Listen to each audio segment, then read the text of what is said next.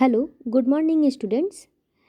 आज के इस वीडियो में मैं आप लोग को हिंदी थर्ड लैंग्वेज का एक चैप्टर प्रार्थना इसे पढ़ाऊँगी। इस चैप्टर को शुरू करने से पहले मैं आप लोग को कुछ बता दूं।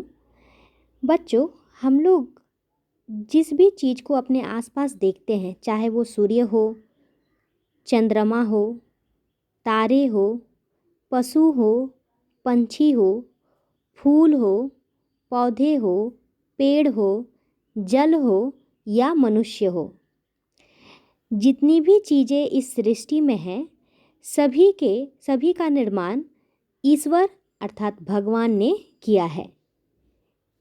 ओके, हम मनुष्य को भी जीवन देने वाला एकमात्र ईश्वर है।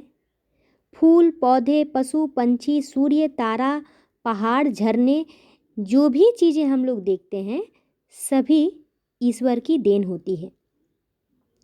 सभी ये सृष्टि का पूरा निर्माण सिर्फ और सिर्फ ईश्वर ने किया है। ठीक है, तो आज के इस वीडियो में मैं आप लोग को बताऊंगी कि इस चैप्टर में कितने सुंदर तरीके से रचनाकार ने हमें यह बताया है कि किन किन चीज़ों का निर्माण ईश्वर ने किया है और हमें ईश्वर के प्रति कैसा व्यवहार रखना चाहिए, हमें ईश्वर से क्या विनती करनी चाहिए। प्रार्थना का अर्थ होता है विनती करना।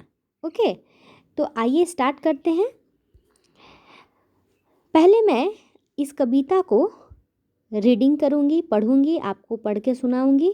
साथ साथ आप लोग भी पढ़िए, मेरे साथ साथ दोहराइए। ओके, तो हमारे चैप्टर का नाम है प्रार्थना।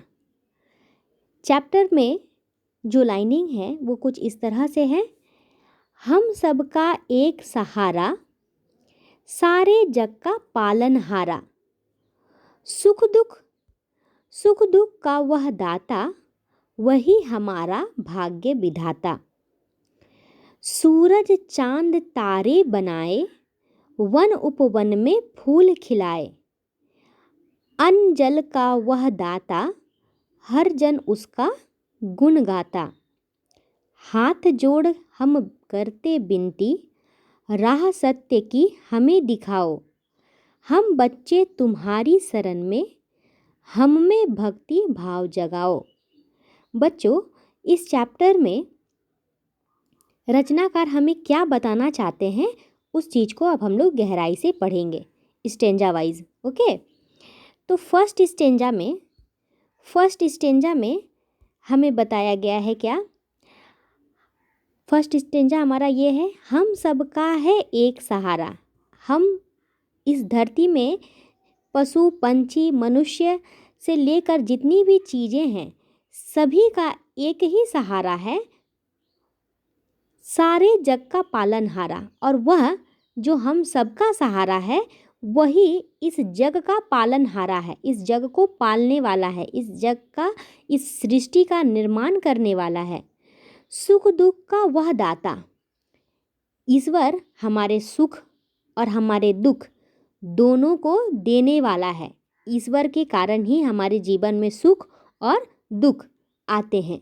ठीक है, सुख जो होता है ईश्वर की दी हुई मीठा फल है, ईश्वर का दिया हुआ मीठा फल है, तो वहीं दुख ईश्वर का दिया हुआ कड़वा फल है। पर दोनों ही सुख और दुख दोनों ही ईश्वर की ही देन होती है। ठीक है, वही हमारा भाग्य विधाता, अंतिम लाइन है, वही हमारा भाग्य विधाता। मीन्स ईश्वर ही हमारे भाग्य की रचना करने वाला है। कब हम किसके साथ मिलेंगे, हमारे जीवन में क्या होगा, हमारे जीवन में क्या नहीं होगा, ये सारा डिसीजन सिर्फ और सिर्फ ईश्वर का होता है। ईश्वर के विरुद्ध ना एक पत्ता हिल सकता है और ना किसी व्यक्ति की मृत्यु हो सकती है। मतलब ईश्वर के मर्जी के बिना इस धरती में कुछ भी नहीं हो सकता। सभी इस संसार में जो भी कुछ घटित होता है, जो भी चीज़ें घटती हैं, जो भी चीज़ें हम लोग देखते हैं, सभी में ईश्वर की ही देन होती है। ओके, तो फर्स्ट स्टेंजा में हम लोगों ने समझा कि ईश्वर ही जो है वह हमारा सहारा है, पालन करने वाला है, वही हमें सुख और दुख देने वाला है और हमारे भाग्य का रचना करने वाला है। ठीक है, तो यदि आप लोग को फर्स्ट स्टेंजा से कुछ क्वेश्चन पूछे जाएंगे तो पूछे जाएंगे कि सुख और दुख देने वाला कौन है, तो ईश्वर है। हमारे भाग्य का विधाता कौन है, तो आंसर क्या होगा, ईश्वर अर्थात भगवान। ठीक है, अब हम लोग चलते हैं अपने दूसरे स्टेंजा में। दूसरे स्टेंजा में क्या बताया गया है, सूरज चांद तारे बनाए। अब हम लोग जानेंगे कि ईश्वर ने आखिर हमें क्या क्या दिया है, क्या क्या किन किन चीज़ों की रचना ईश्वर ने की है।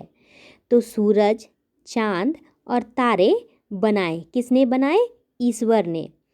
वन उपवन में फूल खिलाए, वन अर्थात जंगल, उपवन जहाँ पर रंग बिरंगे सुगंधित फूल जो है खिलाए उगते हैं, तो वन और उपवन में फूल खिलाए, किसने, ईश्वर ने। अन्न जल का वह दाता, हमारे पेट को भरने वाला, अन्न उत्पन्न करने वाला, फसलें उत्पन्न करने वाला सिर्फ और सिर्फ ईश्वर है। और जल की सृष्टि करने वाला भी कौन है, ईश्वर है। हर जन का गुण गाता, हर जन उसका गुण गाता।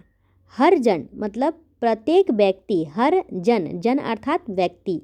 ठीक है, तो इस सृष्टि में जितने भी जिन जिन चीज़ों का निर्माण ईश्वर ने किया है, वो सारी चीज़ें, वो सारे मनुष्य, वो सारे पशु पंछी किसके गुण गाते हैं, एकमात्र उसी ईश्वर के गुण गाते हैं जिन्होंने उन्हें जन्म दिया है, जिनके कारण वो पल रहे हैं। ठीक है, जो सुख और दुख दोनों ही उनको देते हैं, उन्हीं ईश्वर के गुण जो है हम गाते हैं। तो बच्चों, आप लोग देख पा रहे हो कि किस प्रकार से जो है ईश्वर हमें सब कुछ देते हैं। सूर्य, चांद, तारे, ये सभी भी ईश्वर ने ही बनाए हैं। ठीक है, साइंटिस्ट ने नहीं बनाए, ईश्वर ने बनाए हैं। वन उपवन में फूल भी जो खिलते हैं, छोटा सा जो फूल खिलता है, हम लोग सोचते हैं ये खुद ब खुद खिल जाता है, नहीं, उस फूल के भी खिलने में ईश्वर की ही हाथ होती है, ईश्वर ही उस फूल को खिलाते हैं। अन्न जल का वह दाता, ईश्वर ही हमें अन्न और जल प्रदान करता है, देता है, और इसी कारण हम सभी लोग उनके गुण गाते हैं। अब हमारा अंतिम पैराग्राफ है। इस अंतिम पैराग्राफ में क्या बताया गया है, आइए जानते हैं। हाथ जोड़ हम करते विनती, जिस ईश्वर ने हमें इतना कुछ दिया है, सूर्य से रोशनी, चांद से चांदनी, ठीक है, तारों से चमकता हुआ आसमान, और वन उपवन में फूलों से सुगंधित खुशबू, पेट भरने के लिए अन्न, पीने के लिए जल, ये सारी चीज़ें ईश्वर ने हमें दी हैं। तो हमारा भी कुछ कर्तव्य होना चाहिए। तो हमारा क्या कर्तव्य है, ये अंतिम पैराग्राफ में रचनाकार हमें बताते हैं और कहते हैं, हाथ जोड़ हम करते विनती। हम हाथ जोड़ करके उस ईश्वर की हमें विनती करनी चाहिए, प्रार्थना करनी चाहिए। राह सत्य की हमें दिखाओ, हमें कैसा राह दिखाओ, राह मीन्स रास्ता, हमें सत्य पर चलने वाला रास्ता दिखाओ। मतलब हमारे अंदर जो बुराइयां हैं, जो झूठ बातें हैं, उसे मिटा दो और हमें यह ज्ञान दो कि हम हमेशा सच बोले और सत्य के मार्ग में चले। हम बच्चे तुम्हारी शरण में। ठीक है, अब जो है यहाँ पर रचनाकार बता रहे हैं कि हम बच्चे, यहाँ पर सिर्फ बच्चे ही नहीं, क्योंकि यहाँ पर बच्चों का पिक्चर दिया हुआ है, इसलिए रचनाकार ने बच्चे शब्द का इस्तेमाल किया है। पर यहाँ बच्चे का मतलब ये नहीं है कि ये छोटे छोटे बच्चे ही सिर्फ ईश्वर के शरण में होते हैं, नहीं, चूँकि ईश्वर ने सभी को जन्म दिया है, इसलिए संसार का जितना भी पशु पंछी, मनुष्य, सूर्य, तारा, चांद, जो भी चीज़ें हैं, वो सभी ईश्वर के बच्चे हैं, ईश्वर के संतान हैं। ठीक है, इसलिए यहाँ पर रचनाकार ने बच्चे शब्द का इस्तेमाल किया है। आप लोग इसे कंफ्यूज नहीं हो जाना कि बच्चे का मतलब सिर्फ छोटे छोटे बच्चे ही ईश्वर के शरण में हैं, नहीं। यहाँ पर बच्चे बोलने का अर्थ है कि हर वो इंसान जिसे ईश्वर ने जन्म दिया है, क्योंकि जो जन्म देता है वो वही माता और पिता कहलाते हैं, है ना। तो हम माता पिता के क्या होते हैं, बच्चे होते हैं। तो ठीक उसी प्रकार ईश्वर ने हमें जन्म दिया है, तो हम भी ईश्वर के क्या हैं, बच्चे हैं, संतान हैं। तो हम बच्चे तुम्हारी शरण में, यहाँ पर रचनाकार बोल रहे हैं कि हम संसार के जितने भी व्यक्ति हैं, जितने भी लोग हैं, जितने भी पशु पंछी हैं, सभी जो है तुम्हारे शरण में आए हुए हैं। हम में भक्ति भाव जगाओ, हे ईश्वर हमारे अंदर क्या जगाओ, भक्ति भाव जगाओ, भक्ति जगाओ, आपके प्रति श्रद्धा जगाओ, ठीक है, ताकि हम आपके द्वारा दिए गए इन खूबसूरत चीज़ों का शुक्रिया अदा कर सकूं, ठीक है। बहुत सारे व्यक्ति ऐसे होते हैं जिनको यह एहसास ही नहीं होता कि हमें जो इतना बड़ा शरीर मिला है वह ईश्वर की देन है। बहुत सारे व्यक्ति ऐसे होते हैं जो ईश्वर को मानते ही नहीं, उनका मानना है कि भगवान कुछ नहीं है, भगवान होते ही नहीं हैं, और कभी भी उनके प्रति न भक्ति करते हैं, न उनके प्रति किसी तरह का भाव रखते हैं, ठीक है, ये विश्वास नहीं रखते हैं। और कोई कोई व्यक्ति ऐसा भी होता है कि भगवान को अंधविश्वास का नाम दे देते हैं, पर ऐसी बात नहीं है, ठीक है। हमें जो इतना बड़ा शरीर मिला है उसके लिए हमें शुक्रिया अदा करना चाहिए ईश्वर का। बच्चों, हम व्यक्तियों को थोड़ा सा भी जब दुख और दर्द होता है तो तुरंत जो है ईश्वर को पुकारने लगते हैं, ठीक है। और कुछ ऐसी घटनाएं जब घट जाती है जो नहीं घटनी चाहिए, तो हम लोग तुरंत ही ईश्वर पर दोष डाल देते हैं कि ईश्वर है ही नहीं, ईश्वर यदि होता तो ऐसा नहीं होता, वैसा नहीं होता। पर हम ये भूल जाते हैं कि ईश्वर जो भी करते हैं उसके पीछे कुछ ना कुछ अच्छा ही सोचते हैं, ठीक है, इसलिए वो ऐसा हो रहा है, यह उसका ऐसा कर्म है जो उसके साथ उस तरह से घटनाएं घट रही हैं, ठीक है।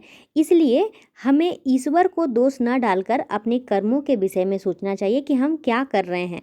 यदि हम अच्छे कर्म करेंगे तो हमें फल अच्छा मिलेगा, और हम यदि अच्छे कर्म नहीं करेंगे तो अवश्य ही ईश्वर हमें बुरे फल देंगे। ओके, तो इस चैप्टर में हम लोगों ने क्या समझा कि संसार में जो भी चीज़ें हम लोग देखते हैं सभी जो है ईश्वर की देन है, सभी ईश्वर ने बनाई है, ठीक है। इसीलिए हमें ईश्वर के प्रति श्रद्धा भाव रखना चाहिए, भक्ति भाव रखना चाहिए। हमें ईश्वर से हाथ जोड़कर यह विनती करनी चाहिए कि वह हमें सत्य के मार्ग को दिखाए और साथ ही साथ हमारे अंदर भक्ति भाव को भी जगाए। ओके, आई होप आप लोग को ये चैप्टर क्लियर हो गया होगा। आप लोग इस चैप्टर को अच्छे से पढ़ेंगे और इसे याद करेंगे, और याद करके सबसे पहले इसे लिखेंगे, ठीक है। आप लोग को मैं ईश्वर का स्पेलिंग लिखकर दिखा देती हूँ, क्योंकि यहाँ पर ईश्वर शब्द ईश्वर के बारे में बोला गया है पर ईश्वर शब्द का इस्तेमाल नहीं किया गया है। तो ईश्वर जो है ऐसे लिखाता है, बड़ी ई, आधा स, व और र, ईश्वर, ठीक है। तो सॉरी, यहाँ पे कुछ वर्ड मीनिंग है जिसको आप लोग देख पाओगे, आपके बुक में भी है। तो बुक से आप लोग इस कठिन शब्दों को पढ़ोगे और याद करोगे। ओके, तो आज का वीडियो यहीं पे स्टॉप करती हूँ। थैंक यू बच्चों।